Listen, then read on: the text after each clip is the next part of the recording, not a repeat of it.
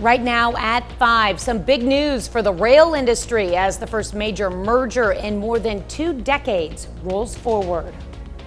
We've got a few scattered showers across the area and more storms on the way later today. It's a very windy day. We'll break it all down coming up. And the 4 states say goodbye to a longtime friend and community leader, Mr. Carl Junction. The 4 states' most watched news starts now. Good morning and welcome to the KOAM Morning News. It's 5 a.m. I'm Tanya Buck. I'm Chris Warner. So it's another 20 degrees or so warmer this morning than we were yesterday. And we do have some scattered showers out there, and we've got some storms and big wind on the way today. It's already pretty breezy. Skywatch Storm Tracker. Now, it looks as though there is a lot going on out there, but in reality, a lot of this is not reaching the ground, but we are starting to see some scattered showers. We also have wind advisories for a good chunk of southeast Kansas through 1 o'clock tomorrow morning, and then for Bourbon, Crawford, Cherokee counties and southwest Missouri until 7 o'clock tomorrow morning. And we're still watching the possibility of a couple of strong storms later today. As you can see, the overall risks are relatively low, but some small hail and some gusty winds, especially along and south of I-44, can't be ruled out. In terms of rainfall, we're still looking to get a fair amount of rain across the region, anywhere from ½ an inch upwards of 1 inch for some of us.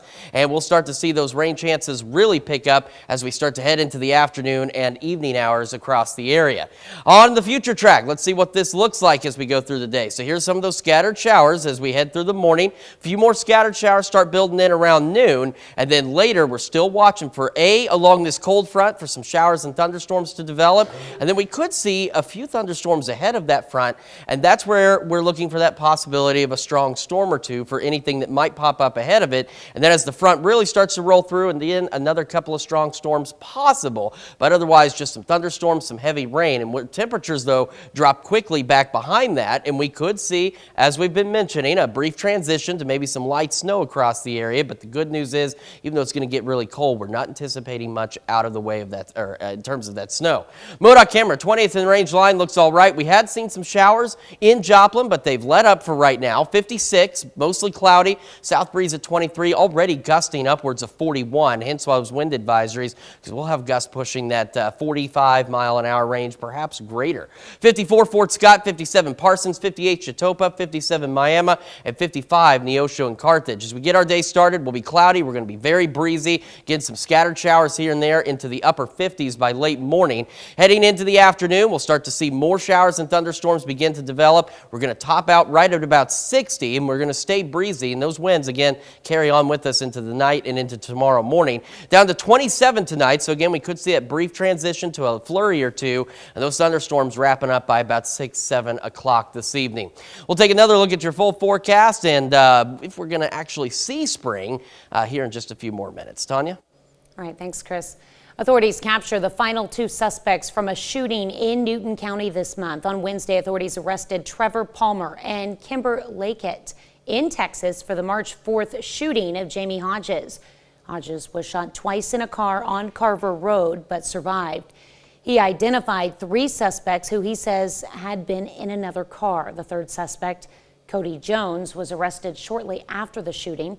All are charged with first-degree assault, armed criminal action, and second-degree assault. It's been 5 years since a Wichita, Kansas police officer fatally shot a 28-year-old man after a hoax 911 call led police to his home. And now city leaders have voted to award his family a multi-million-dollar settlement.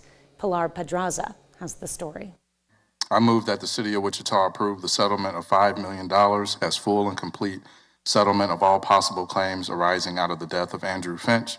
This was the moment the Finch family has fought for ever since that December night more than 5 years ago, when a Wichita police officer shot Andrew Finch on his own front porch.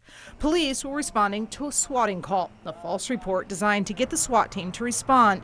But Finch had not committed any crime and had nothing to do with a false report. We still fear opening our doors because this could have happened to any one of us. Through much of the fight, Ann Jones has acted as a family spokesperson. She says the Finches are just trying to comprehend this change. Right now, they are just completely overwhelmed. The Finch's attorney calls the day bittersweet, but adds the $5 million settlement came only after it looked like the family's third lawsuit against the city would actually go to trial. I think a public trial would have been traumatizing for the family, and I think it would have been traumatizing for the city of Wichita to relive a tragedy that should have never happened. The decision made, one city councilman finally spoke out about what he called a horrible tragedy. Certainly the settlement will never bring back Andrew, and it will never heal the family entirely. I only hope that it can give some measure to the children and the family, some kind of relief. I'm just really happy that the council was able to come together and to close the book on this legal matter so that the family can again start healing. While the Finch family calls this a relief, they also say it's about more than the death of just one man. A year after Andrew Finch's shooting, his niece Adelina took her own life, followed a few months later by her boyfriend. The death toll is 3. It's not 1. And there's a whole community of suffering because of this. A suffering eased, if not ended, by this vote. Having received 6 yay votes to 1 nay, that motion does pass. Family says it plans to put that money into a trust for Finch's children. The first major railroad merger in more than 2 decades will go forward. Federal regulators approved Canadian Pacific's $31 billion acquisition of Kansas City Southern. The two are the smallest among the nation's 7 major railroads, but their coupling will create the only railroad linking Canada, Mexico, and the U.S. It took 2 years for the U.S. Surface Transportation Board to approve the acquisition. Well, 4 staters mourn the loss of a longtime and beloved community leader. Gary Stubblefield, past president of Carl Junction Area Chamber of Commerce, died over the weekend, and now community members are remembering him for his all-or-nothing approach and how he inspired and motivated others. Kavanaugh Studevan, the current executive director for the Area Chamber of Commerce, says people would always follow his ideas. That's why I say that he is the community's best friend, is because even if you never met him or you just saw him on TV or you just met him, he instantly made you feel like you were the best, best friends in the entire world. And it's because he cared and he listened. Stubblefield's Celebration of Life will be this Saturday at 1 p.m. at the Carl Junction Middle School Auditorium. We'll have more on the life of Mr. Carl Junction coming up in our 6 o'clock hour. That's a look at this morning's top stories and weather in our first 7 minutes. Coming up on the KOAM Morning News, spring arrives in just 4 days, and that means trees will soon be in bloom. But for one species of tree, that's not a good thing.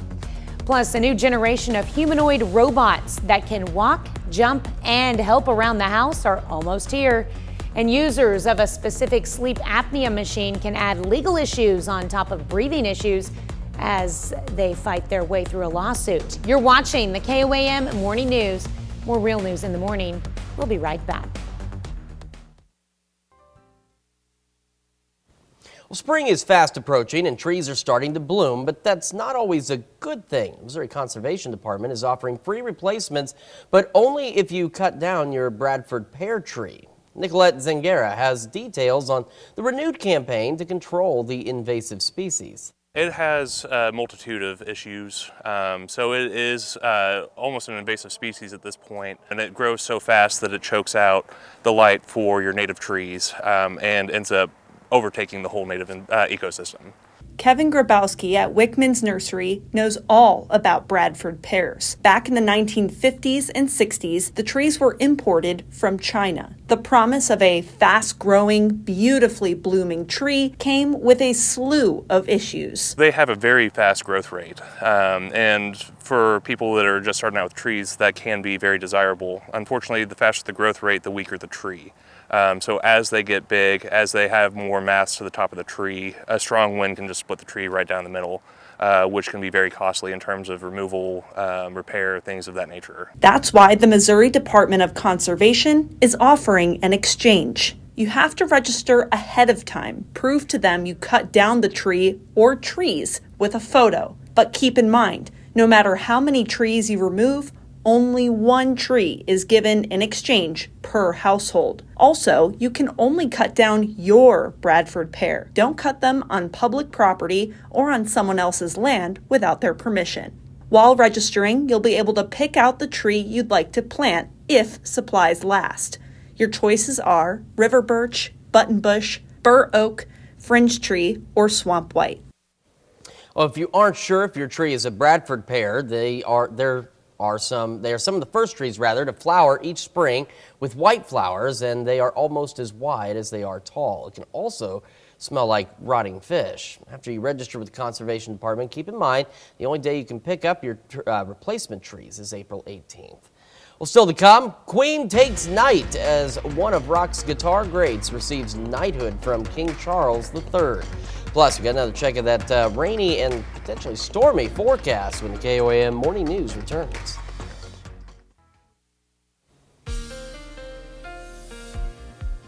Well, we've got ourselves a few showers out there across the area. Now, not all of this is reaching the ground, but we are seeing some scattered showers. We also have wind advisory, southeast Kansas through 1 a.m., and then Bourbon, Crawford, Cherokee counties in southwest Missouri through 7 a.m. tomorrow. We're also watching the possibility of a couple of strong storms later today. We're looking more at a risk of some small hail and maybe some gusty winds and along and south of I-44. But that's not to say we couldn't see an additional strong storm or two outside of that area as this thunderstorm activity gets going. We're also looking to pick up about ½ an inch to an inch of rain across the area, and those rain chances will really ramp up as we head into the afternoon and evening hours across the region as this front gets its way in here and starts bringing us more showers and storms. So let's take a look at that. As we go into the afternoon, we'll start to see a few more scattered showers out there, and by about 2 o'clock or so, right along that front, we're going to start to see showers and thunderstorms develop. Is our best chance of the heavier rain, of the thunderstorms, and of course for a couple of strong storms. But as you see, by about 5 or so,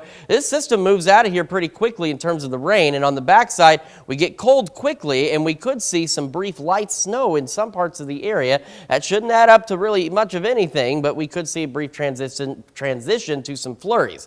MoDOT camera, 20th and Range Line looks good. Same at 7th and Range Line. A few showers earlier, but dry now. 56 in Joplin, south breeze at 23, gusting to 41, and those wind gusts of 40 to 45 miles an hour, perhaps a bit more, will continue through the day and into the evening. 55 in Iola, 57 Miami, 55 Neosho in Carthage. As we get our day started, a few isolated showers, cloudy, very windy into the upper 50s by late morning. We're looking at a high of right around 60 degrees. We'll stay breezy, thunderstorms as we head into the afternoon hours. As we head into the evening, thunderstorms will start to wrap up, and then that brief transition, maybe some light snow down to 35 by 10 with an overnight low of 27. Quick look at your 7-day. As we head into the weekend, it stays cool down to 39 Saturday, 42 Sunday, first day of spring 53. But as you see, spring will eventually get here next week, as we've mentioned, just a couple of days late. We'll see up to 70 by next Thursday with maybe some additional thunderstorm chances. Well, if you ever thought of having your own C-3PO or R2-D2 robot, that day may not be too far off. A pioneering lab at UCLA has been developing humanoid companions meant to work and maybe even play alongside us. Dina Demetrius reports. At UCLA, Professor Dennis Hong's robots seem to be infused with their creator's playful personality. Show some fancy dancing. Hong is a mechanical and aerospace engineer with a love of Star Wars and its charismatic robots. Now he and his graduate students at the Robotics and Mechanisms Laboratory, or ROMELA, are developing next-generation humanoids. For the robots to use tools designed for humans, I believe that robots needs to be the human shape and size. Much of the technology is about advancing how robots move efficiently so they can complete tasks, including dangerous ones meant for this robot named Thor. So if there's an accident in the nuclear power plant because of radiation, people cannot go. So this robot can not only walk, climb upstairs, drive a car, open and close valves. But the latest star of this lab is its battery-powered goddess, Artemis. Robots to help people, the 3Ds, dull, dirty, dangerous tasks, Now this robot will be able to walk upstairs, rubble pile, outdoors. But Artemis is only the first version of a humanoid Hong says could eventually handle ordinary tasks. These robots helping every day in home, cooking, taking out the trash, all those kind of things. We call these this area silver robotics. For elderly care. While AI is driving the brains of these robots, Hong says the hardware needed is still playing catch up. But in robotics, evolution can happen quickly. We're inventing the future, and then sometimes there's new technologies that we're not anticipating that happens, and the development just skyrockets. Nice to meet you. A humanoid housekeeper may be decades away or closer than we think. Dina Demetrius, CBS News, Los Angeles. Now, Artemis was named in honor of the Greek goddess, and the robot is scheduled to travel in July to France, where it will take part in the soccer competition of the 2023 Robo Cup, an international scientific meeting where robots demonstrate what they can do. That brings us to our question for you this morning. How comfortable are you with robots? Are you very comfortable, somewhat comfortable, neutral, or not at all? We want to hear from you. Make sure you vote through our website, through the app, and take part in the discussion on our Facebook page. We'll be back with Health Watch right after this. Topping Health Watch this morning, we have an update on a recall of millions of sleep apnea machines. That's been going on for nearly 2 years. Devices made by Philips Respironics, designed to help people breathe as they sleep, were posing potential health risk. Anna Werner has more. 48-year-old Carrie Markham says she's spent 3 years struggling to breathe, suffering from lung problems that began in March of 2020 and puzzled her doctors. They just kept saying, we just don't know. Some type of inflammatory condition. The registered nurse and mother of 3 says she'd been using a Philips DreamStation CPAP machine to treat her sleep apnea since 2018. Then in June of 2021, she says she saw on Facebook that machines like hers had been recalled due to sound abatement foam used inside that could degrade. Philips' recall said potential risks included toxic and carcinogenic effects, asthma, and inflammatory response. I was flabbergasted. So at that point, you hadn't gotten any notification? Absolutely not. Markham is one of numerous users now suing Philips, saying the company had been told about foam degradation inside some of its CPAP machines and ventilators beginning in 2015, according to the Food and Drug Administration, but did not initiate a recall until 2021. 2 years later, some patients on social media complain they still have not gotten a replacement machine from Philips. I think this recall shows us how bad things can go when we don't get it right. Dr. Vinay Rathi studies medical device regulation. You basically bought a device, you find out that actually it could harm you, and then you struggle to find a replacement device. If I were a patient, I would be livid. Philips says as of January, it has produced more than 90% of replacement devices that are needed.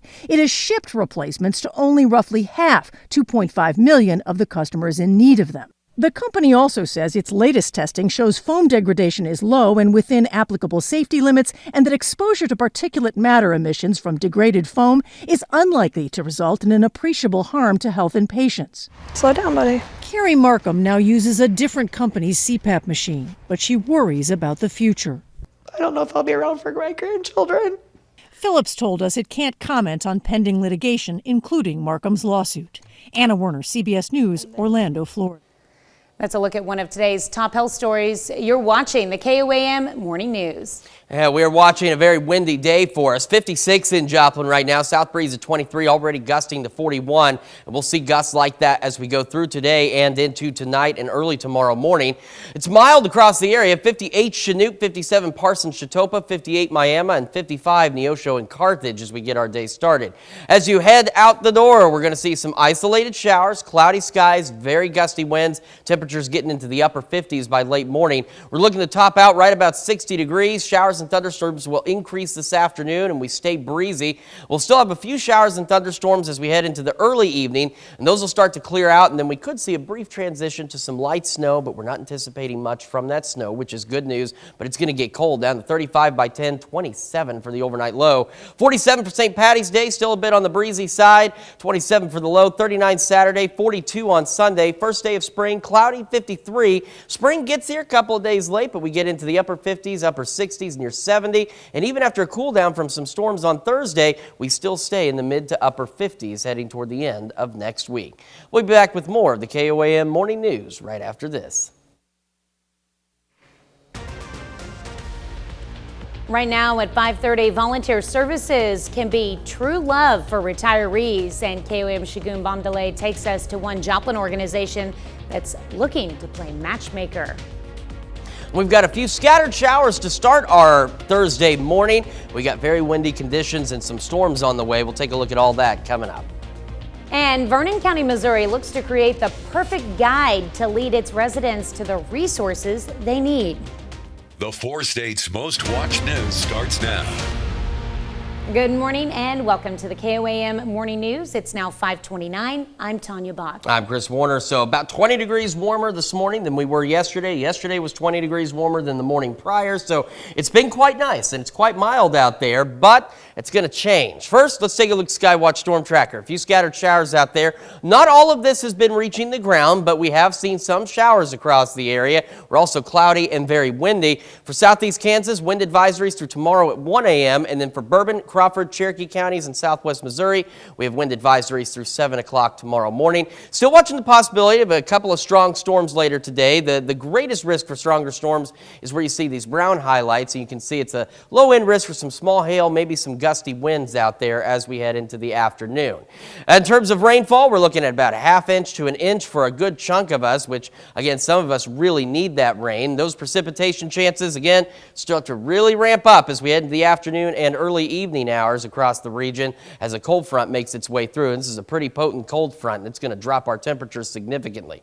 We head into the noon hour, a few more scattered showers, maybe a rumble of thunder out there. Then storms get going along that cold front this afternoon by about 2:30, and they'll continue to roll through the area. But you can see they move pretty quickly, and they are out of here by about 5, 6 o'clock this evening. That'll leave us with some scattered showers. And on the backside, as temperatures cool, we could see a brief transition to some light snow across the area. Not anticipating much in terms of that snow, but we could see some flurries. All right, MoDOT camera, 20th and Range Line looks good. Same at 7th and Range Line. In Joplin right now, it's mostly cloudy, 56. South breeze at 23, gusting to 41.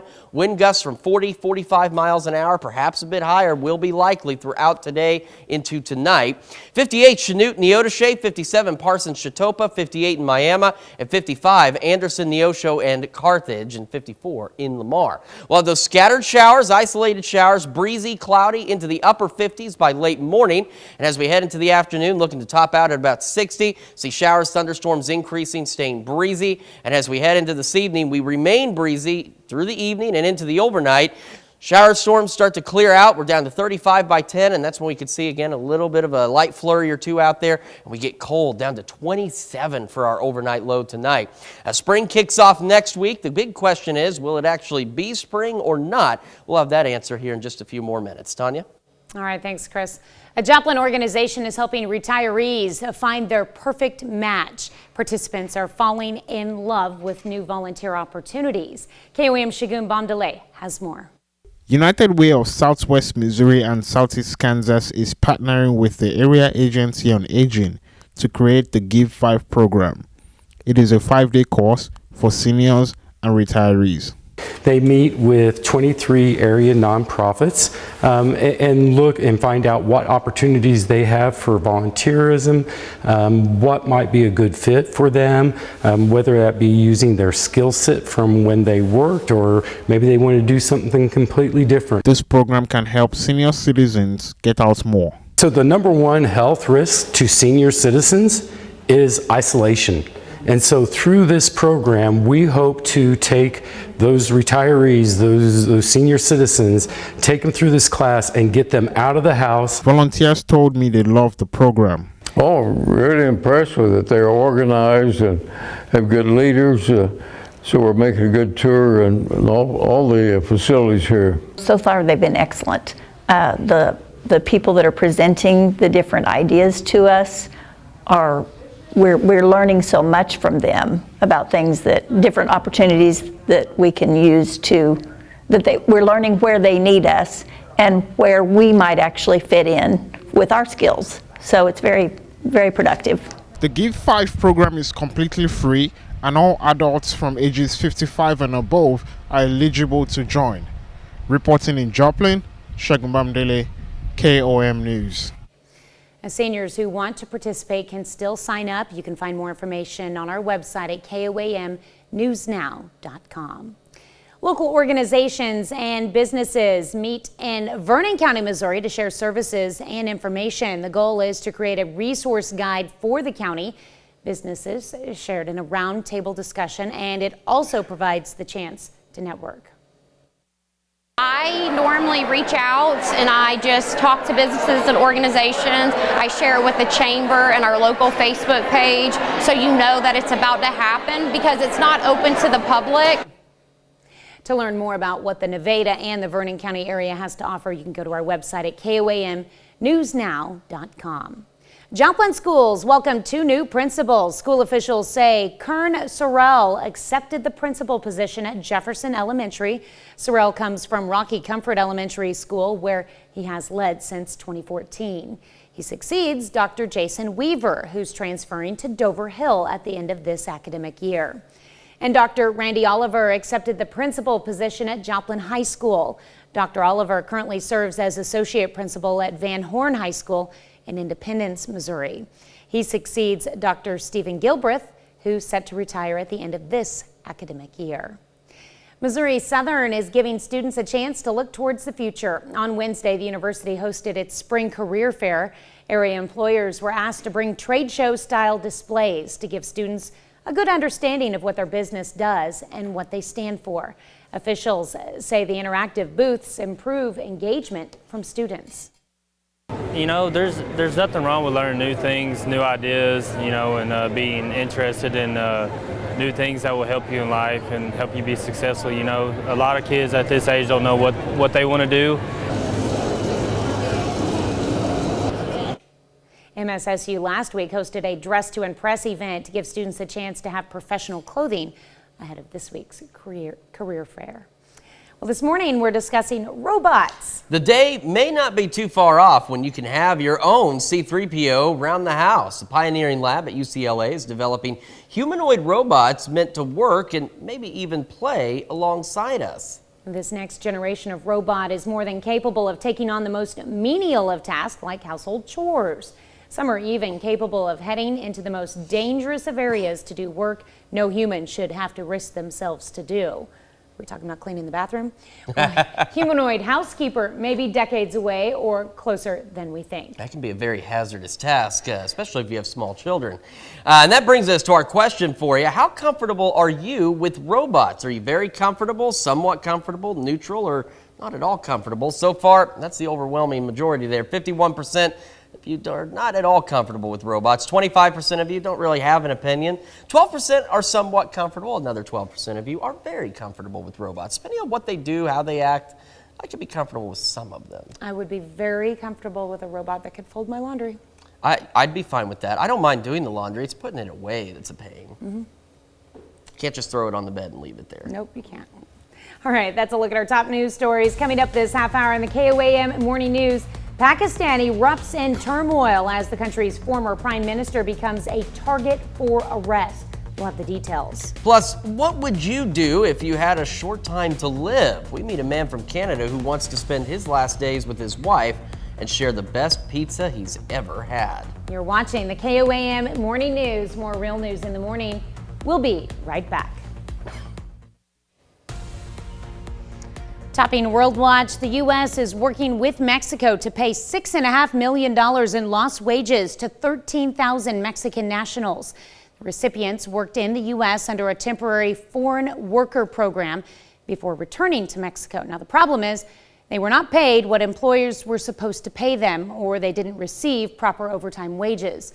The Department of Labor has recovered the money owed to them, and now it is working with Mexico's government to locate the workers and make sure they get paid. Argentina has seen an unprecedented heat wave in early March, according to the country's National Meteorological Service. The average maximum temperatures for the first 10 days of the month have been up 8 to 10 degrees Celsius above normal in the central part of the country. March is the last month of summer in the southern hemisphere, when temperatures are expected to decrease as the season turns to fall. Buenos Aires has seen highs above 80 degrees every day since February 28th. Multiple locations across the country saw the highest temperatures in the last 63 years during the month of March. Pakistan is on edge after a violent standoff at the home of Pakistan's former Prime Minister Imran Khan. His supporters clashed with officers who were on the scene to arrest Khan for failing to turn up for a court appearance. All this comes months after a failed assassination attempt on Khan. Sophia Saifi has more. Concerns still remain here in Pakistan about whether Imran Khan is going to be arrested or not.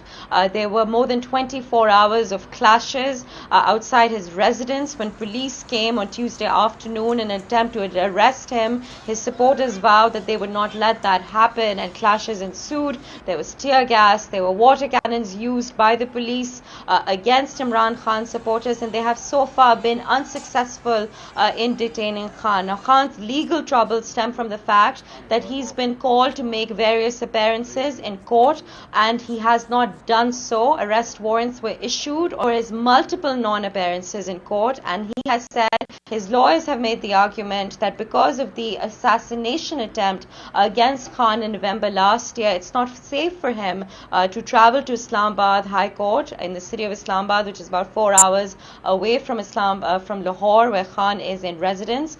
They've said that there are threats to his life, and the best way to do it is via video link. The courts are not happy with that, so there's been a back and forth between the various courts and Khan's legal team. Khan has separately said in an interview to CNN, he spoke to me, and he said that this is the government which is inciting violence against his supporters. It has absolutely nothing to do with the cases, and violence is what we've seen. The Information Minister Maryam Aurangzeb has come out and dismissed Khan's claims. Khan went ahead and said that this is because the government doesn't want elections to take place. The Information Minister has said that this has absolutely nothing to do with the elections, and it is just a simple court appearance that Khan needs to make, and one that he is avoiding as a coward. Now we're just going to wait to see. The Lahore High Court has said that the police will return to Khan's residence tomorrow morning at 10 a.m. Until then, we have to see how the night unfolds. Well, a king is honoring Queen. A member of the legendary British rock band Queen, guitarist Brian May became Sir Brian May after he was knighted by King Charles on Tuesday. He's now a Knight Bachelor in honor of his service to music and charity. The founding member of Queen is a vocal supporter of animal rights. A post on the royal family's Twitter account highlights May's participation in the investiture ceremony. The 75-year-old is one of more than 1,000 people on the King's first New Year's honors list. May also holds the title of Commander of the Most Excellent Order of the British Empire after a ceremony in 2005. That's a look at some of your biggest headlines from around the world. We'll be right back.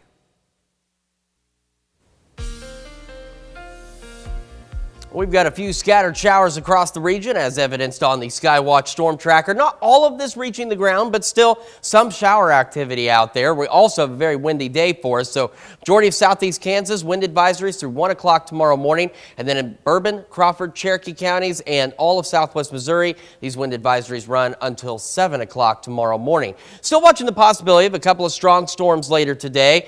We could see some small hail, maybe some gusty winds with these storms. The better chance of that is in these brown areas, which you can see pretty much along and south of Interstate 44. So we're not anticipating any widespread severe weather, but some stronger storms are possible. And we're also looking at a fair amount of rain, anywhere from ½ an inch to an inch of rain across the region. And again, for some of us in southeast Kansas, where the drought situation is still severe, this rain is going to be much needed. It's not going to make a huge dent, but anything is better than nothing. Rain chances really ramp up as we head into the afternoon and into our evening hours. And here's what it looks like on the future tracks. There's those scattered showers, a few more of them by about noon today, and we'll start to see a line of storms develop along that cold front across southeast Kansas by about 2:30 today, and it will quickly move off to the east across the area. Once it does so, it's out of here by about 5, 6 o'clock. We'll get on the backside of this front. Temperatures drop, winds shift out of the north, they stay breezy, and we could see a brief transition to some light snow across the region. Nothing really expected out of this snowfall, but don't be surprised if you see a flurry or two, and of course that could could lead to a couple of slick spots for your overnight and early morning commute tomorrow. MoDOT camera, 20th and Rangeline. We're looking good so far. Same at 7th and Rangeline. We're mostly cloudy, 56 in Joplin, south breeze at 23. It's gusting upwards of 41, and those wind gusts from 40, 45 miles an hour will be persistent today and into tonight, and we could see some gusts occasionally over that. 55, Iola, Fort Scott, Pittsburgh, 57, Parsons, Chatopa, 58 in Miami, and 55s in Anderson, Neosho, Carthage as we get our day started. Going through the morning, isolated to scattered showers, otherwise cloudy, breezy, temperatures into the upper 50s by late morning. We're looking to top out right about 60 degrees today. We'll have the showers and thunderstorms increase. Again, we stay breezy. Those showers and thunderstorms will start to taper off later this evening, so about 6 o'clock they're going to be on their way out of here. We'll have a few lingering showers and maybe that chance of some light flurries out there. 35 by 10, so you see how quickly temperatures drop on the backside, down to 27 for our overnight low tonight. Now, once this front moves through, we get cold. 47 tomorrow, breezy, partly cloudy for St. Patty's Day, down to 27 again. 39 by Saturday, more sunshine, but still cold, down to 21. 42 on Sunday.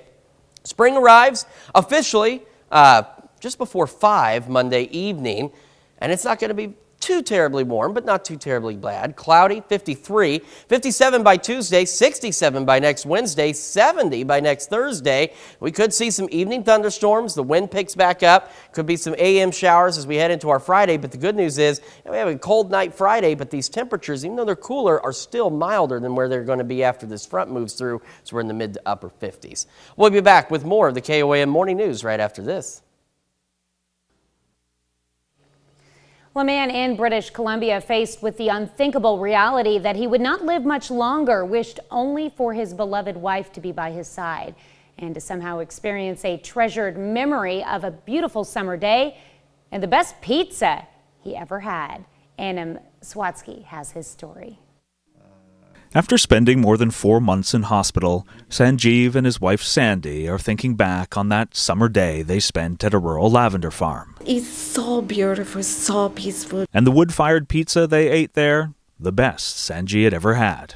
It was just amazing. I never forgot this flavor. And he wondered if experiencing it again with Sandy might help them endure the sudden diagnosis that he was suffering from a rare and aggressive cancer. He always say, be positive, keep going. So Sanjeev sent a message to Bilston Creek Farm, which was received by Karen, the events manager. We couldn't believe what we were reading. Sanjeev wrote he was in palliative care, with just weeks to live, and hoped to taste their pizza one last time. It's his wish. Why wouldn't we do that? Although it was off-season and they weren't serving any food, the staff at Bilston Creek spent 2 days preparing the oven that had been dormant all winter and scrambling to source the ingredients for the dough and toppings to make the pizza Sanjeev had remembered so fondly. The ingredients are our tomato sauce, mozzarella cheese, kale from one of our local farmers, artichoke hearts, chicken, Moroccan olives. I'm up.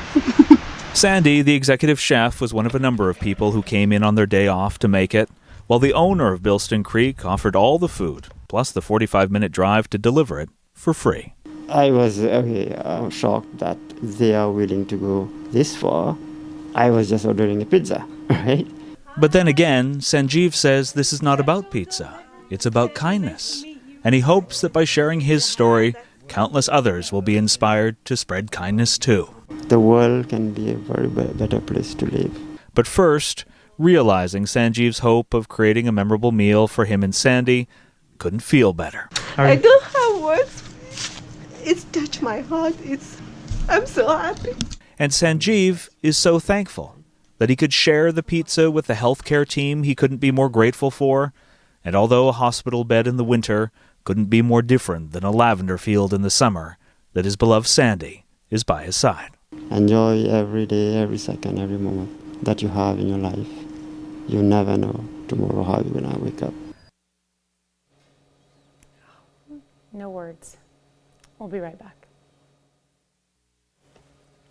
NASA says the moon has much more water on it than they once believed, and now they have a map to show it. NASA shared this map of the moon's water Wednesday. It's the first detailed and wide area map of water distribution on the lunar surface. was pieced together in a study using NASA's joint project with Germany's space agency. As you can see, researchers believe much of the lunar water can be found on the moon's south pole.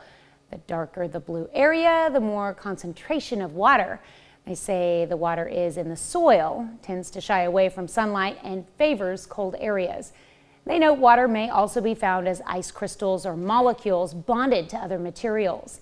NASA says this is important because lunar water could one day be a critical resource for establishing a long-term human presence on the moon.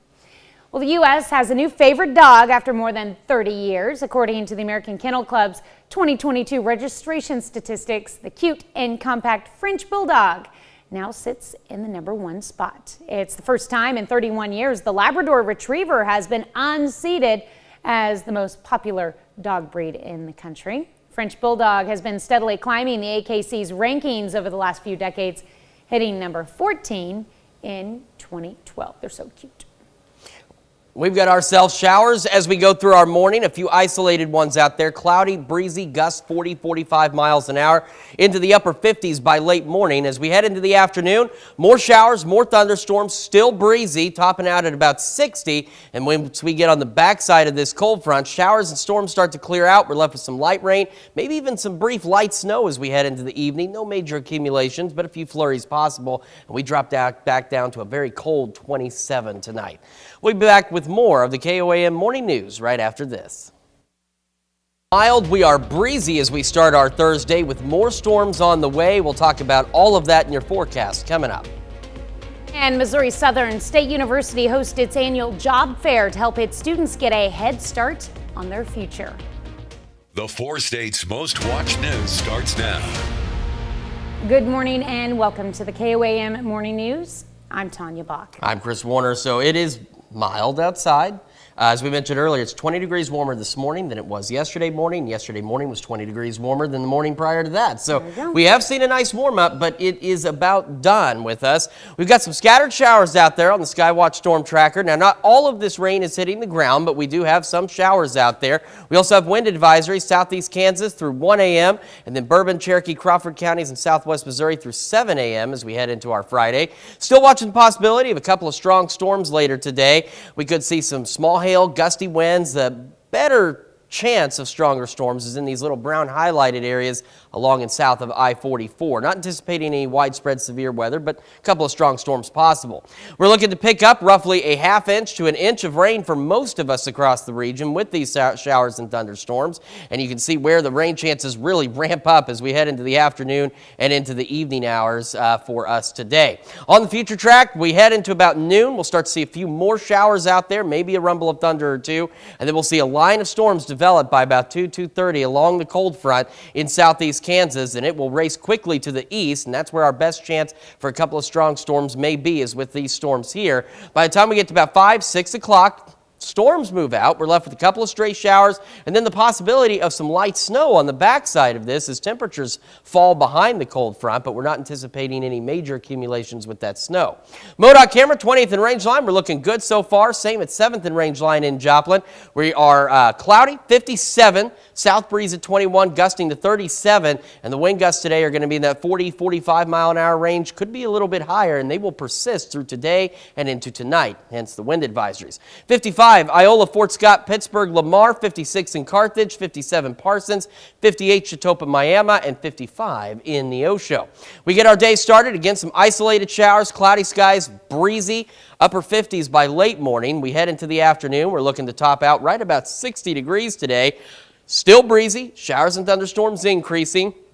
And as we head into this evening, showers and thunderstorms really wrap up. Then we're left with that light rain, then maybe some light snow, still very windy, down to 35 by 10. You see how quickly these temperatures drop once that front rolls through. 27 for our overnight low tonight. Now, spring officially kicks off Monday evening, and we'll tell you whether or not it's actually going to feel like spring next week here in just a few more minutes. Tanya? All right, thanks, Chris. Well, a midnight police pursuit turns into a vehicle crash in Joplin just after 12:05 a.m. last night. Reports came in of a pursuit entering Joplin along South Schifferdecker going north at speeds near 100 miles per hour. Now, the vehicle was spotted near Apricot Drive and Coyote by A Newton County deputy who initiated a traffic stop at the vehicle, a Mustang, fled north towards Schifferdecker. The vehicle crossed 7th and went into the Schifferdecker Park, leaving a debris field of tires, plastic, metal, and car parts. With airbags deployed, both occupants, male and female, fled on foot but were quickly taken into custody. And we are told they suffered non-life-threatening injuries in the crash. This is a developing story, so stay with KOAMnewsnow.com for updates. Sarcoxy firefighters battle a structure fire. The report of a structure fire at 5th and Moist Street in Reeds, Missouri came in about 8:15 Wednesday night. Sarcoxy Rural Fire, Jasper County deputies, and Mercy Ambulance responded. Carthage Fire and Avila Fire responded as mutual aid. Witnesses say the fire spread quickly and was high into the trees and vines above the building. Jasper County deputies say no one was located inside and no firefighters were injured. Authorities capture the final 2 suspects from a shooting in Newton County this month. On Wednesday, authorities arrested Trevor Palmer and Kimber Laquette in Texas for the March 4th shooting of Jamie Hodges. Now, Hodges was shot twice in a car on Carver Road but survived.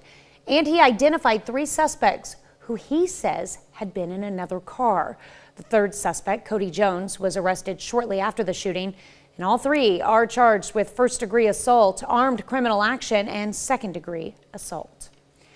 Local organizations and businesses meet in Vernon County, Missouri to share services and information. The goal is to create a resource guide for the county. Businesses share in a roundtable discussion, and it also provides the chance to network.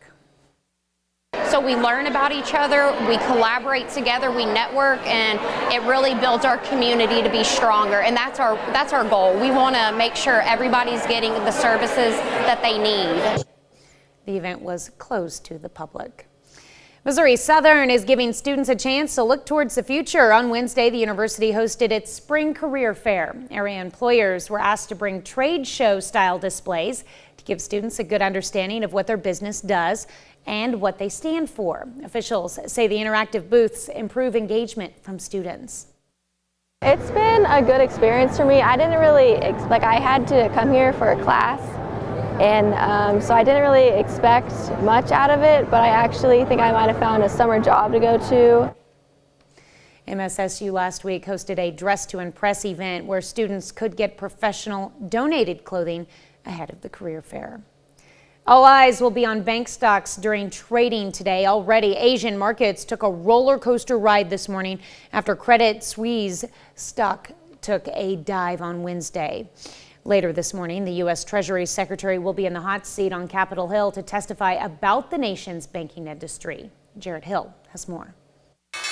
Turbulence on Wall Street Wednesday after shares of one of Europe's largest banks plunged. Credit Suisse announced it will borrow nearly $54 billion from the Swiss National Bank to shore up its finances. That's important because it means the institution can function. Investor panic led to stock losses for 4 major U.S. banks. It comes just days after federal regulators took over Silicon Valley Bank and Signature Bank of New York. Today, Treasury Secretary Janet Yellen is set to be grilled by a Senate committee. She's expected to reiterate what she told CBS News Face the Nation earlier this week. The American banking system is really safe and well capitalized. It's resilient. In the wake of the failures of the 2 U.S. banks, there are new calls for accountability and legislation. The White House and congressional Democrats pushing for tighter regulations. Senate Dems have already introduced a bill that would claw back any bonuses or profits earned from stock sales within 60 days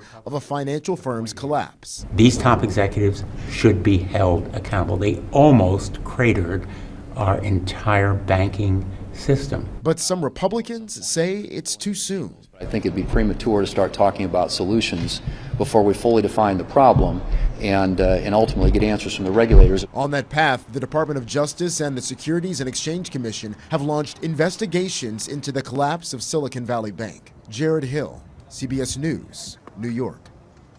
Democratic Senator Elizabeth Warren and other Democrats have put forward a bill that would repeal the loosening of bank regulations under the Trump administration.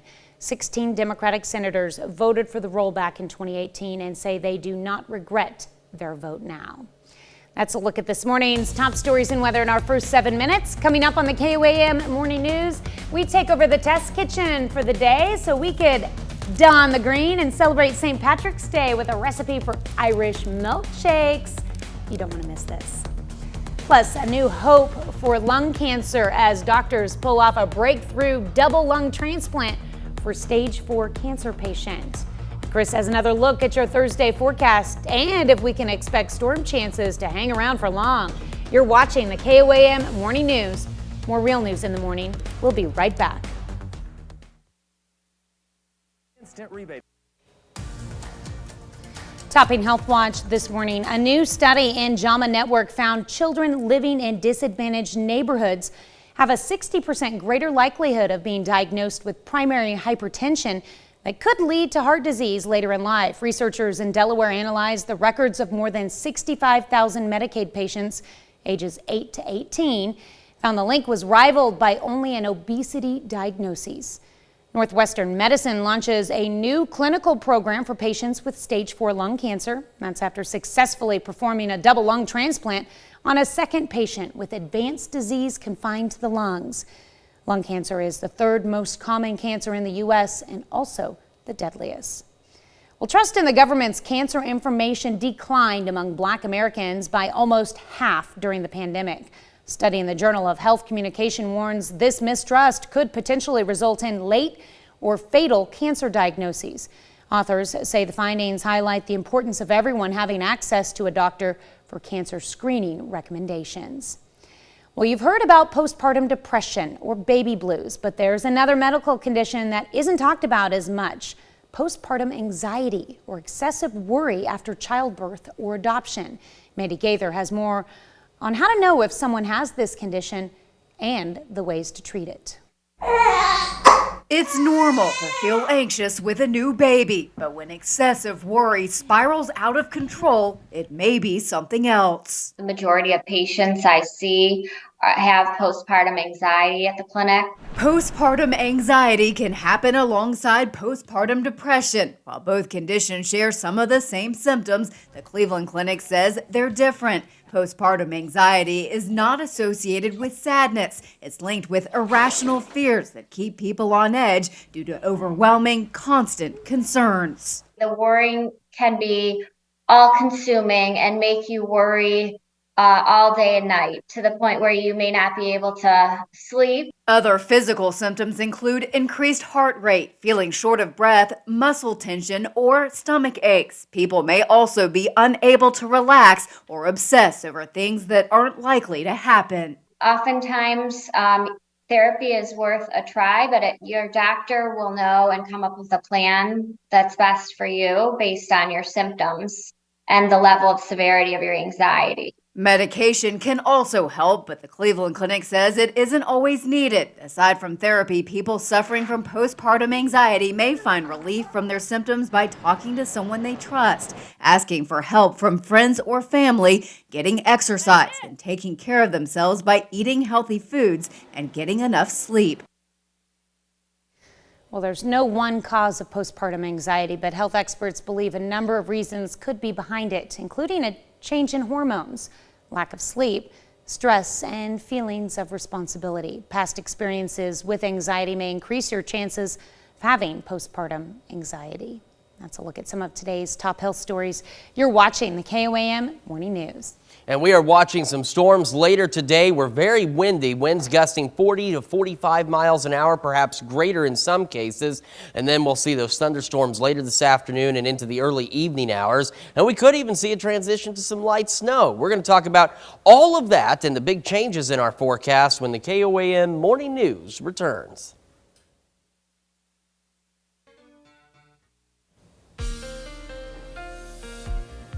Welcome back to the KOAM Morning News, 6:17, time for some weather trivia. And since we're going to be impacted by a pretty potent one, we want to know, what is a cold front? Is it warm air sliding over cold air, warm air sliding under cold air sliding over warm air, or cold air sliding under warm air? What we think about that, let's talk about the cold front we have coming in. Right now, 7th and Rangeline, we're looking pretty good so far. We do have some scattered showers out there. As mentioned earlier, not all of this reaching the ground, but we do have some rain in the area. We also have wind advisories, southeast Kansas through 1 o'clock tomorrow morning, and then Bourbon, Cherokee, or Crawford and Cherokee counties in southwest Missouri until 7 o'clock tomorrow morning. That's because we'll see those gusts 40, 45 miles an hour, perhaps a pinch greater. Some strong storms also possible with the cold front later today. Could see some small hail, maybe some gusty winds outside of the already gusty winds. The better chance for some stronger storms later today are in these brown highlighted areas along and south of I-44. Not anticipating any widespread severe weather though. As we look at rainfall totals, anywhere from about a ½ inch to an inch for most of us across the region. Of course, some of the thunderstorms may give us a little bit more rain than that. Rain chances really ramp up as we head into the afternoon and early evening hours across the area as that cold front rolls on through. So we head into noon, we've got scattered showers across the region, maybe a rumble of thunder or two, and then by about 2:30, that cold front sets off a line of showers and thunderstorms across the area, and that will quickly roll off to the east, and that's going to be our best shot for any of the stronger storms we could possibly see, again, between roughly 2 and 6 o'clock, and then that's out of here. A few more showers back behind it, and as temperatures fall, we could see a brief transition to some light snow across the area, so I know this makes it look like there's a ton of snow, but there really isn't going to be that much. We're not anticipating much or really anything in terms of accumulations, but could lead to some slick spots as you head into the overnight tonight and into early tomorrow morning across the area. 20th and Rangeline, MoDOT camera there. We are looking good so far, but of course that will change as the day goes on. We are cloudy, 57 in Joplin, south breeze at 21, gusting to 37, and again it will continue to gust quite high throughout today, into tonight, and into tomorrow morning. 58 in Chinook, 57 Parsons, 58 Chatopa, Miami, 55 Neosho, Pittsburgh, Lamar, and 56 in Carthage. As we get our day started, we're going to have those scattered to isolated showers, cloudy skies, breezy into the upper 50s as we head through late morning, and as we head into the afternoon, more showers, more thunderstorms, temperatures topping out right around 60 degrees, and of course breezy. Cannot emphasize the breezy part enough. We remain breezy through tonight and into early tomorrow morning. These storms start to clear out and let up about 6 o'clock. Then we'll start to see just some light showers and then that chance of light snow, and as the front rolls through, look at how quickly these temperatures drop down to 35 by 10 with an overnight low of 27 degrees. So it's going to get cold, very cold over the next couple of days. So speaking of cold, what exactly is a cold front? Well, if you happen to guess D, cold air sliding under warm air, you would be right. Cold air is dense and it slides under warm, moist air, thereby lifting and cooling it, forming a line of clouds and rain, which we know as a front, and that's what we're going to experience today. 47 tomorrow for St. Patty's Day, still a bit breezy. 27 for the low. 39 Saturday, so very cold. 42 on Sunday, unseasonably cool temperatures. First day of spring, we're still not quite where we should be temperature-wise, but we're a little bit warmer into the lower 50s. And then as we head into Tuesday and Wednesday, take a look at what these temperatures do. We hang on to some cloudy skies and breezy conditions, but they start warming. Upper 50s, upper 60s, about 70 by next Thursday. Another breezy day, maybe some evening thunderstorms across the area that could translate into some morning showers on Friday. But look at what starts happening to our lows as well. They start creeping up as well. Now, by next Friday, by the end of next week, we start to see a little bit of a cool down. It's brief. We get into the mid-50s, upper 50s by next Saturday. We'll start to see more sunshine. Because it does cool off, it gives us another pretty chilly night next Friday night. And on the long range, we've still got a couple more rounds of some colder weather before we actually truly start to settle into spring-like temperatures across the area. But as you can see, we're getting closer and closer to that each day. We'll be back with more of the KOAM Morning News right after this.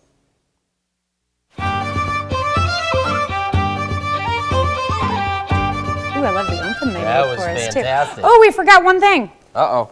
Oh, yes.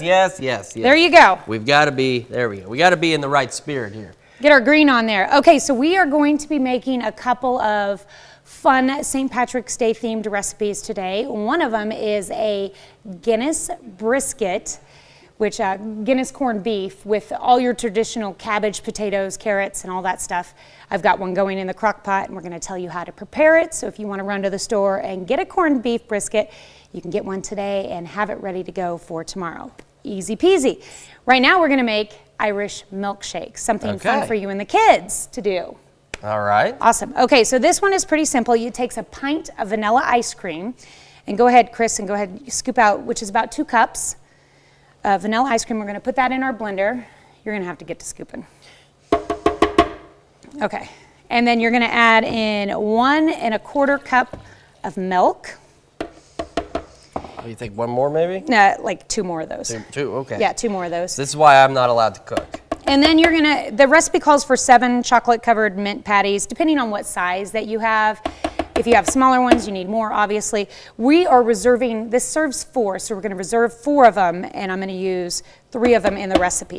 I don't want it to be too chocolatey. I'm not a big fan of chocolate. The ice cream, there we go. All right, Put those there in we there, are. and let's see how successful we can be at blending this stuff. Okay. I probably should have put those towards the bottom, but that's okay.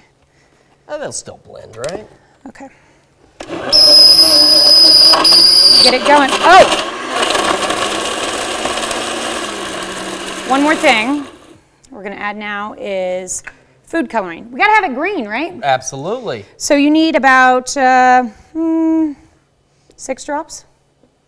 2, 3, 4, 5, 6, 7, something like that. All right. 6, 7 drops approximately of some green 6 food to 8, coloring. yeah. So depending on how dark you want it. Okay, let's see how we can do.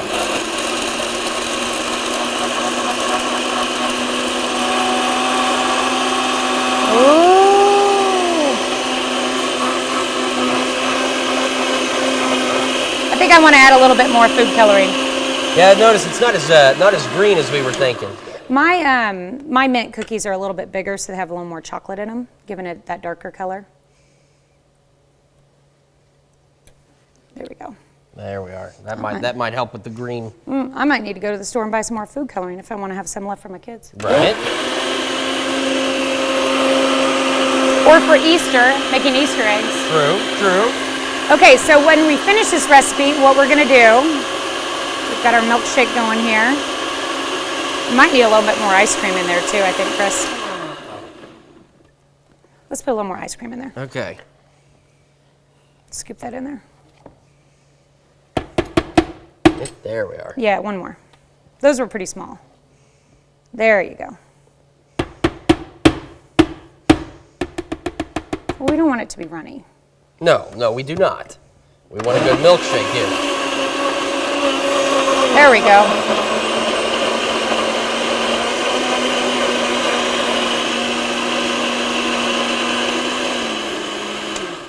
Delightful. Okay, hand me the mug.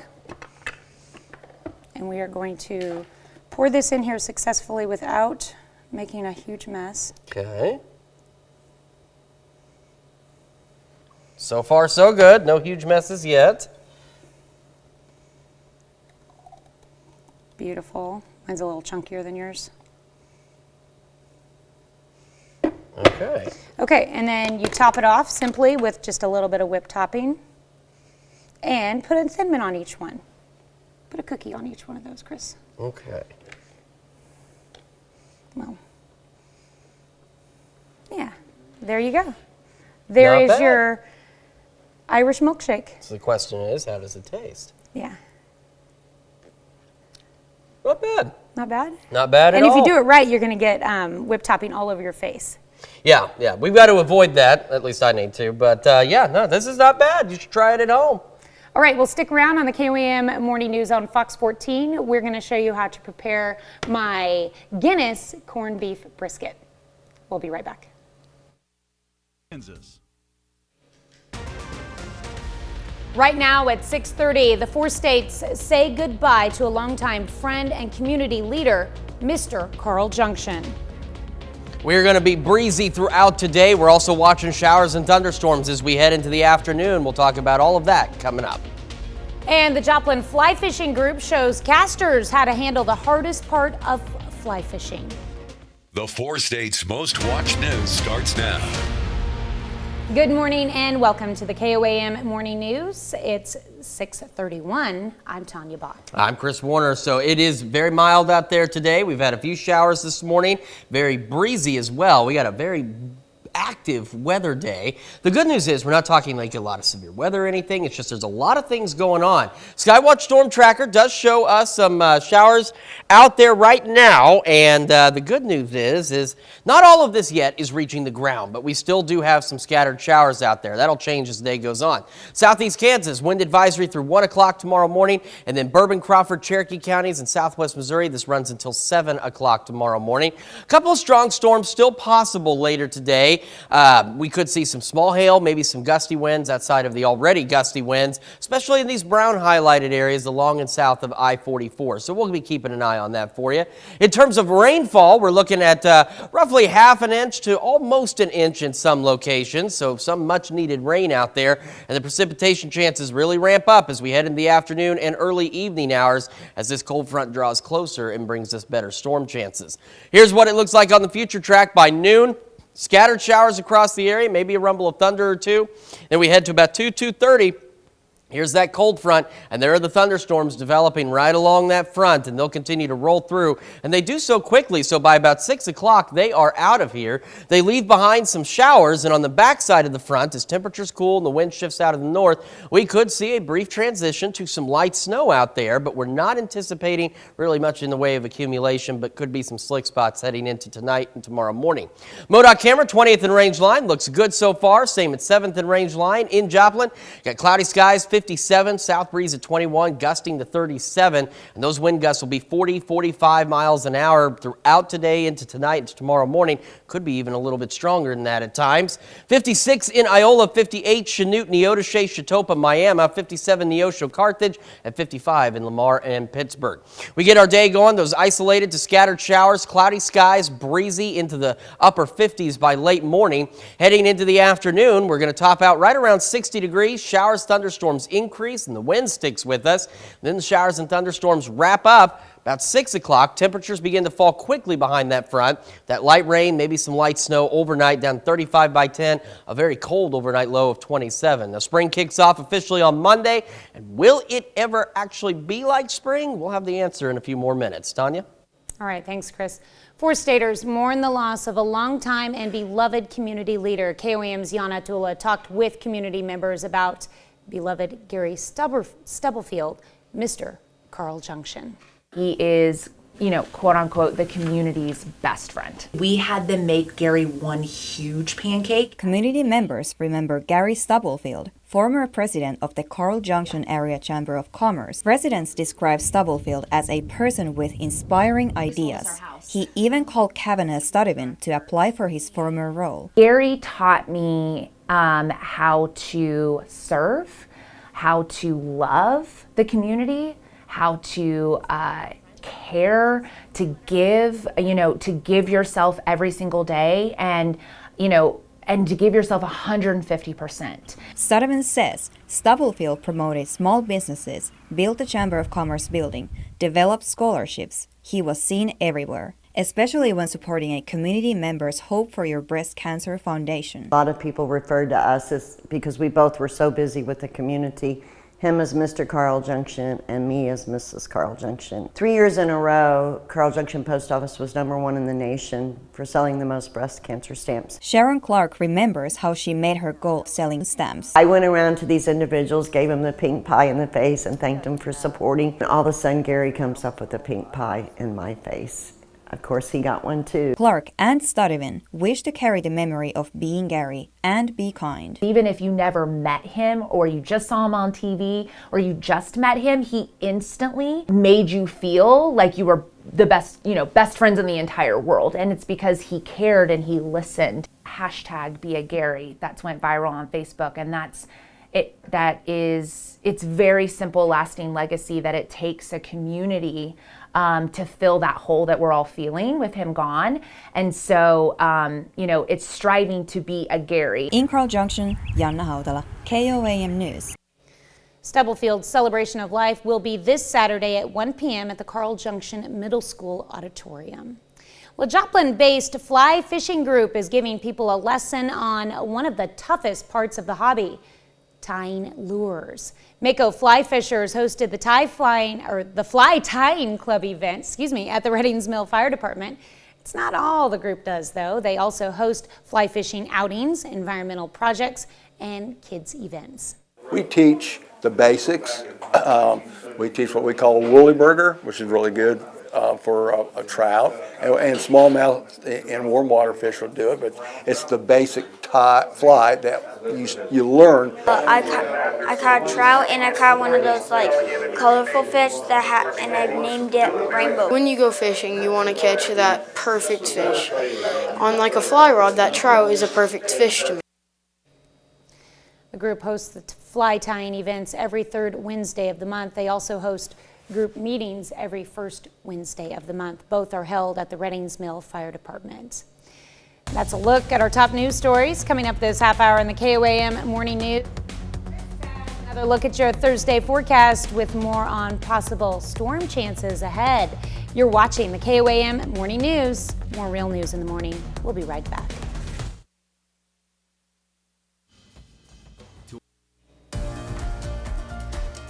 In Consumer Watch this morning, one of Europe's largest banks, Credit Suisse, says it will borrow about $54 billion from Switzerland's central bank after its stock plummeted 24% yesterday over funding concerns. Banking industry fears also caused some of the bigger U.S. banks to lose ground. Treasury Secretary Janet Yellen is expected to face tough questions on the banking industry when she testifies on Capitol Hill today. Honda is recalling nearly 500,000 cars in the U.S. because of a potential seatbelt problem. Government regulators say several models going back to 2017, including CR-Vs, Accords, Odyssey minivans, Insights, and the 2019-2020 Acura RDX have driver and front passenger seatbelts that may not latch correctly. Honda says it's not aware of any injuries.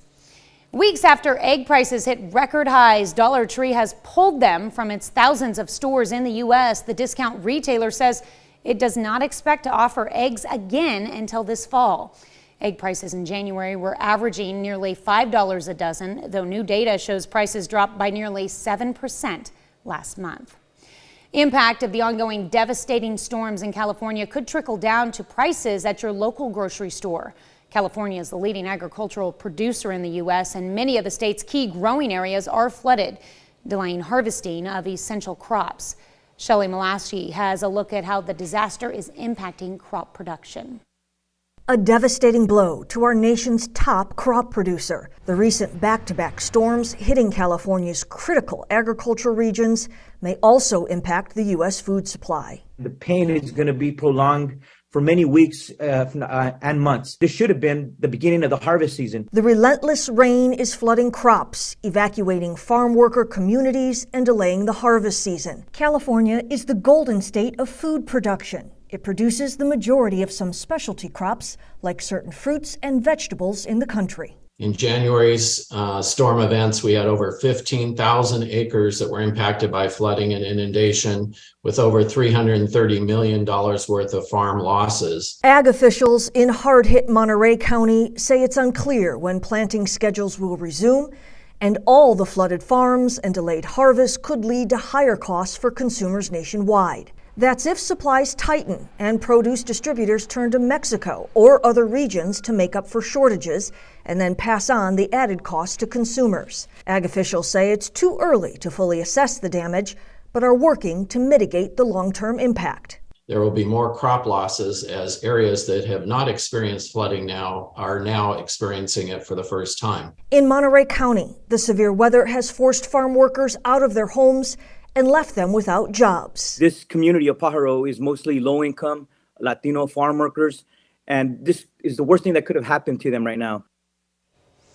That's it for Consumer Watch. Here's Chris with another look at your forecast. Yeah, we've got ourselves a very breezy day and a mild day. We got wind gusts pushing 40, 45 miles an hour, perhaps greater in some cases. We'll have some isolated to scattered showers through the morning. Cloudy skies otherwise breezy into the upper 50s by late morning. As we head into the afternoon, we're looking to top out at about 60. We'll see showers and thunderstorms begin to increase as we head into the afternoon and evening hours. And then those showers, or at least the thunderstorms, will start to wrap up by about 6 o'clock. As we get on the backside of this cold front, temperatures drop quickly. We'll see a few isolated showers and maybe even a brief transition to some light snow. No major accumulations, but could see some light flurries out there. Down 35 by 10, 27 for an overnight low, and we remain breezy heading into the overnight hours. As we look ahead, it's a cold St. Patrick's Day, 47 for us, 27 for the low, 39 Saturday, 42 on Sunday. First day of spring, 53, and then spring starts to arrive through next week as we get in upper 50s, upper 60s, about 70 by next Thursday. Maybe some evening thunderstorms turning into some morning showers Friday, and then we're in the mid to upper 50s as we close out the next work week. Let's check your forecast, and we've made it past Wednesday. It's Thursday, one day away from Friday. Great reason to celebrate birthdays and anniversaries. That's coming up next, but before we do that, we're going to see what's happening on CBS Mornings. I'm Michelle Miller. Coming up on CBS Mornings, Anthony Mason talks with pop stars Allie and AJ about their new music and how the sisters feel like they're getting a second chance in their career. That's coming up right here on CBS Mornings. All right, time for some Thursday birthdays across the area. We're going to begin in Carl Junction with Lena Ann Nora Felice celebrating birthday number 2. It says happy birthday from Grammy. And turning 3 years old this year, it's time to celebrate for Legacy Kelly in Galena, Kansas. Happy birthday, Legacy. And Anthony Cable down in Anderson, Missouri, celebrating birthday number 18. Happy birthday, Anthony. And Paula Jones, happy birthday from your family and friends in Joplin. Turning 28 years old this year. Hope it's a great one, Paula. And we've got Connie Gibbs celebrating in Girard, Kansas today. And there she is with her daughter, Charlie. Happy birthday to you, Connie. All right. Danny Dutton celebrating birthday number 61 this year in Joplin. Happy birthday, Danny. And Rick Parmalee celebrating birthday number 69 in Columbus. Happy birthday, Rick. All right. Out in Thayer, Kansas, Margie Brown celebrating the big 8-0. Happy birthday, Margie. And Chuck and Sandy Stanley in Farlington, Kansas, celebrating their 54th wedding anniversary. A very happy anniversary to the Stanleys. In Uniontown, it's double sixes for Steve Headley. Happy birthday, Steve. And last but not least, Caden celebrating a birthday in Oswego. Happy birthday, Caden. Happy birthday and anniversary to all of you. And as we've mentioned before, we just love doing these celebrations. Danya, where do folks need to send their celebrations? You can send them to this email. Just send your picture, your birth date, the age, hometown, all of those great details to birthdays with an S at KOAMnewsnow.com. And of course, while you're on our website checking out the latest news, weather, and sports, make sure you check out the KOAM Birthday Club. Get some great deals from local businesses, and you get a special birthday message from your friends here at KOAM. Just head over to KOAMnewsnow.com and sign up for that birthday club today. And today's a great day to stay inside and sign up for the birthday club and keep up with what's happening, because we got some scattered showers out there across the region. Not all of it reaching the ground, but some scattered showers moving through this morning. We also have a wind advisory, southeast Kansas here until 1 o'clock tomorrow morning. And then for Bourbon, Crawford, and Cherokee counties and all of southwest Missouri, it runs until 7 o'clock tomorrow morning, because we're looking at wind gusts 40, 45 miles an hour, maybe a bit more than that. We're also watching the possibility of a couple of strong storms later today. Some small hail, gusty winds are possible, and the bigger chance, or the better chance of seeing a strong storm or two is in these brown highlighted areas, which you can see are roughly along and south of I-44. As we go through the day, in terms of the rainfall, we're looking to pick up quarter inch, half inch, maybe even upwards of an inch for some of us, which is great news for southeast Kansas. Still dealing with some extreme drought conditions out there.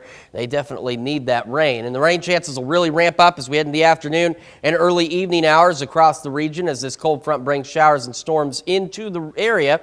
As we go into the noon hour, we'll see a few more showers out there, maybe a rumble of thunder or two. And then by about 2:30, this cold front's going to start to set off some showers and thunderstorms right along that line. That's going to be our best shot for seeing some of the stronger storms, if we do see any. And that front will move these storms quickly across the region to the east. And by about 5, 6 o'clock this evening, the storms are out of here. Still a few showers on the backside of it. And further back where the temperatures are dropping a little more quickly, could start to see maybe some light snow across the area. Now, this snow shouldn't add up to much of anything, but we could see a few light flurries in the overnight hours, which could lead to some slick spots tomorrow morning. 20th and Range Line, MoDOT camera there, looking good so far. Same at 7th and Range Line. The wind's been shaking this camera from time to time. 57 in Joplin, south breeze at 21, gusting to 37, and it's going to stay breezy like this throughout today, tonight, and into early tomorrow morning. 58 Yates Center, Chanute, Neodesha, Independence, Chatopa, Miami, 55 Pittsburgh, Lamar, 57 in Carthage, and 56 in Neosho. Get our morning started. Again, a few isolated showers out there, otherwise cloudy, breezy, getting back into the upper 50s through late morning. As we head into the afternoon, we're looking at temperatures topping out at about 60 degrees. Showers and thunderstorms increase, and as mentioned, we stay breezy. Staying breezy heading into this evening. Showers and storms, or storms wrap up about 6. A few isolated showers, maybe some light snow, down to 27 for our low tonight. And it's going to be a cold St. Patty's Day, only up to 47 tomorrow, still a bit breezy. 39 Saturday, 42 Sunday. First day of spring, only 53. But after that, spring arrives. We get breezy into the 70s by next Thursday with some evening storms, maybe some Friday morning showers, and then we'll be into the mid to upper 50s as we wrap up the next work week. We'll be back with more of the KOAM Morning News right after this.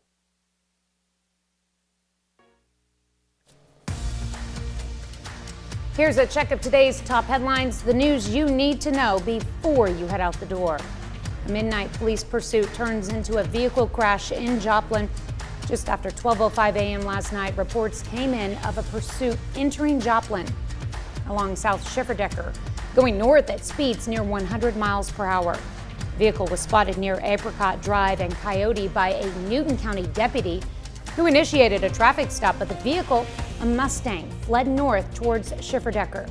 The vehicle crossed 7th and went into Schifferdecker Park, leaving a debris field of tires, plastic, metal, and car parts. With airbags deployed, both occupants, male and female, fled on foot, but were quickly taken into custody. We're told they suffered non-life-threatening injuries in the crash.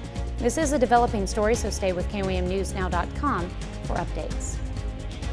Joplin schools welcome 2 new principals. School officials say Kern Sorrell accepted the principal position at Jefferson Elementary.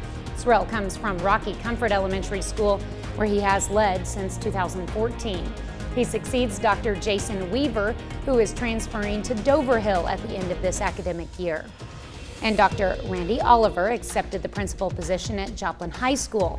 Dr. Oliver currently serves as associate principal at Van Horn High School in Independence, Missouri. He succeeds Dr. Stephen Gilbreth, who is set to retire at the end of this academic year.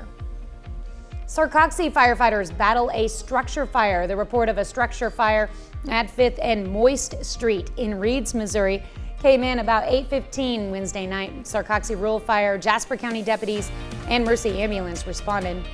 Carthage Fire and Avila Fire responded as mutual aid. Witnesses say the fire spread quickly and was high into the trees and vines above the building. Jasper County deputies say no one was located inside. No firefighters were injured. A Joplin-based fly fishing group is giving people a lesson on one of the toughest parts of the hobby, tying on lures. Mako fly fishers hosted the Fly Tying Club event at the Reddings Mill Fire Department. It's not all the group does. They also host fly fishing outings, environmental projects, and kids events. That's a check of today's top headlines, the news you need to know before you head out the door. Wind advisories for some of us, gusts 40, 45 miles an hour today, tonight, and into early tomorrow morning. Up to about 60 for the highs. Showers, thunderstorms increase as we head into the afternoon.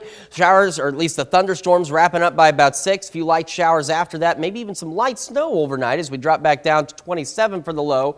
But no major accumulations expected. 47 tomorrow, breezy. 39 on Saturday. 42 Sunday, first day of spring, 53. And we'll start warming up Tuesday, Wednesday, and Thursday of next week with some showers and thunderstorms late Thursday into Friday morning. We cool off a bit, but just back into the mid to upper 50s as we close out next week. All right, well, coming up today at noon, we won't Actually, we won't see you today at noon due to NCAA basketball. We will That's right. not. So. No, I think our next newscast is tonight at 5 p.m. At 5 o'clock tonight's when we'll see you next. So we'll see you then. And your morning news, of course, continues on KOAM with CBS Mornings. And coming up on CBS Mornings, Senator Marco Rubio joins the show to talk about a bipartisan bill that would make daylight savings time permanent. It's in the works, or you can switch on over with us on Fox 14, where your only local morning news continues. This morning, we've got the Fort Scott Theater Department in studio to tell us all about an upcoming talent show and benefit rummage sale. Plus, we put the finishing touches on our in-house St. Patty's Day feast. You will not want to miss that. Guinness corned beef. Sounds amazing. We made those shakes, and they're pretty good, That too. smells good, too. That's going to wrap it up for us for now. We'll see you back here tomorrow morning at 5 a.m., but we won't see you today at noon. That's right.